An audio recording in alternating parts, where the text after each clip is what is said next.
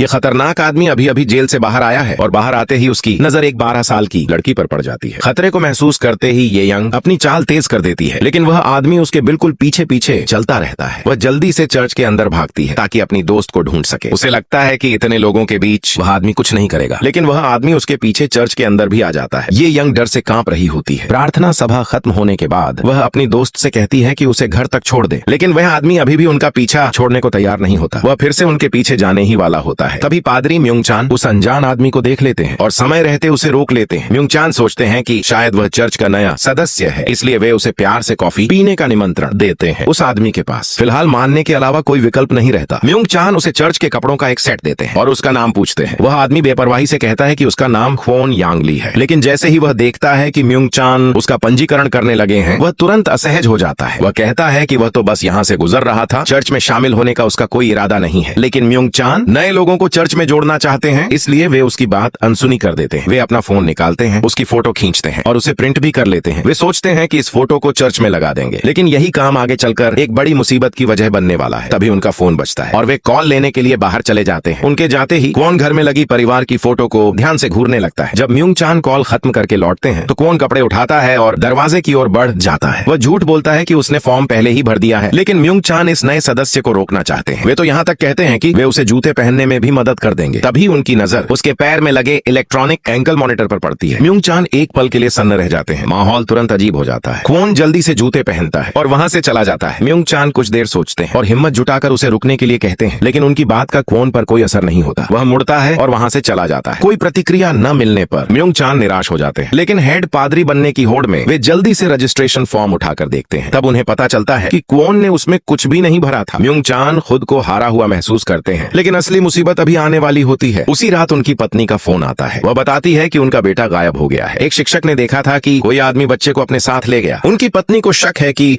लड़के का अपहरण हो गया है। ये सुनकर म्योंगचान घबरा जाते हैं। उसी समय छत से बारिश का पानी टपकने लगता है और सीधे क्वोन